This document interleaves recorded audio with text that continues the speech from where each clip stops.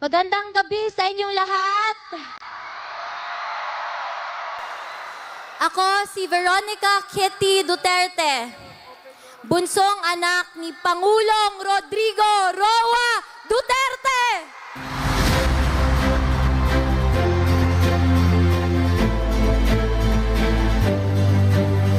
Unang-una, nagpapasalamat ako kay Tito Rodante Marcoleta sa pag-imbita sa akin at sa mama ko ngayong gabi.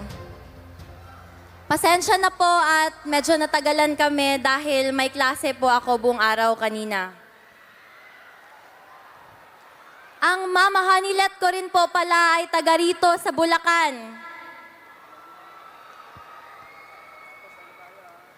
Ako ay isang 21-year-old college student lamang at ayaw ko sanang makisali sa politika. Pero nang dahil sa pagkidnap at pag-abuso nila sa tatay ko, nandito ako ngayon para ipaglaban hindi lamang ang pamilya ko, kundi ang bansang Pilipinas.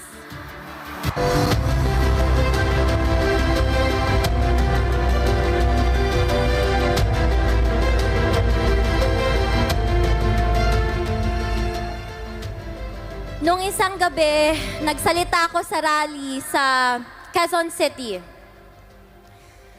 At sa pagtitipon na yon, naramdaman ko ang walang sawang pagmamahal at pagsuporta kay PRRD, sa amin na pamilya niya, at sa Duterte. Ito ang nagbibigay sa akin ng lakas ng loob para ipagpatuloy ang pangako ko kay Dada Rudy na ikampanya ang kanyang mga kandidato habang siya ay nasa The Hague. Bago ako umalis ng The Hague, may bilin ang Dada Rudy ko sa akin. Sabi niya, "No guts, no glory."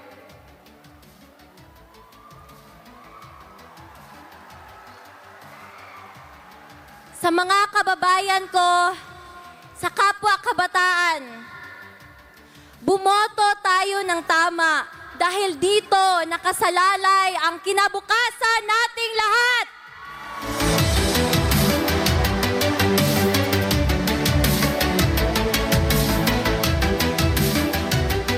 Kailangan natin ng abogado na may prinsipyo, paninindigan at integridad sa ating legislative branch sa gobyerno natin.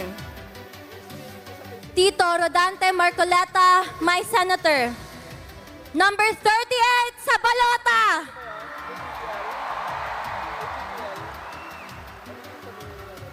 Huwag rin nating kalimutan ang PDP laban senatorial slate o mas kinikilalang Duterte!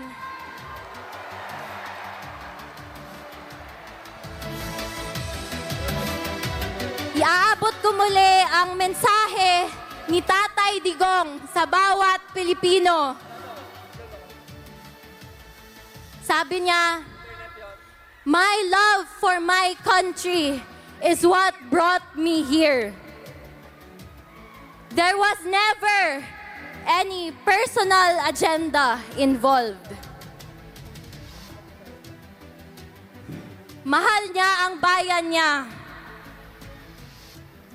Yun lang po at maraming salamat. God save the Philippines! Pilipinas! Duterte!